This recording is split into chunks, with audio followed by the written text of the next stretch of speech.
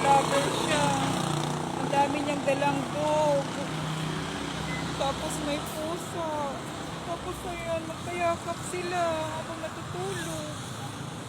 Lugi, sorry, wala akong dalang food. Napakabait ni kuya, kahit ganyan ang kalagayan niya, napaka-animal lovers niya. God bless you, kuya. Ano, kumain na kayo, Lugi? Sayang, wala akong dalang food.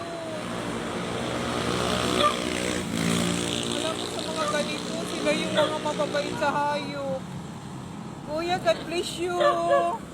Animal lover si kuya. Picnic. Tapos ito. Ang daming kuya dito si kuya. Yogi, huwag magkahol.